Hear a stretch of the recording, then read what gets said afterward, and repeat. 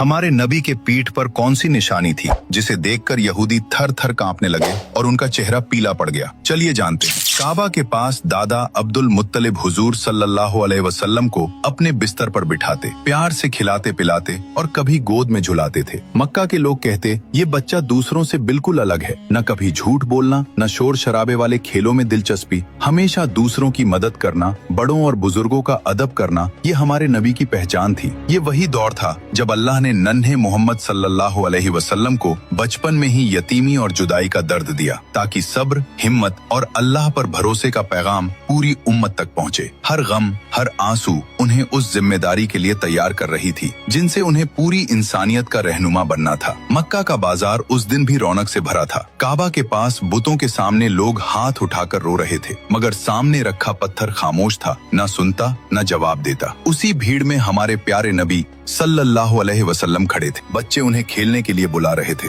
मगर आपकी निगाहें आसमान की तरफ उठी हुई थी, जैसे दिल गवाही दे रहा हो कि ये पत्थर कुछ नहीं कर सकते, अल्लाह ही है जो हर आवाज को सुनता है। उस दिन बाजार में एक यहूदी आलिम भी मौजूद था। उसे तौरात और पुरानी किताबों का बहुत गहरा इल्म था। वो दूर खड़ा ये सब मंजर गौर से देख रहा था। उसके दिल में सवाल उठा, ये बच्चा दूसरों से अलग क्यों है? ये भूतों की तरफ क्यों नहीं देखता? इसकी निगाहें बार बार आसमान की तरफ क्यों उठ जाती हैं? वो धीरे धीरे हमारे नबी के पीछे पीछे चलने लगा। जैसे ही उसकी नजर आपके दोनों कंधों के बीच पड़ी, उसका चेहरा फीका पड़ गया। आपके कंधों के बीच मोहरे नबूवत साफ नजर आ रही थी। यहूदी थर थर कांपने लगा और कांपते हुए कहा, यही वो आखिरी नबी है, यही है वो जिसकी निशानियां हमारी किताबों में सदियों से लिखी है। लेकिन उसी पल उसके दिल में जलन की आग भड़क उठी। उसने सोचा, नबूवत तो हमारी कौम को मिलनी चाहिए थी, ये अरबों का बच्चा कैसे? शाम होते ही वो अपने साथियों के पास पहुंचा, जहां और कई यहूदी आलिम जमा थे। उसने कहा, आज मैंने उसे देख लिया।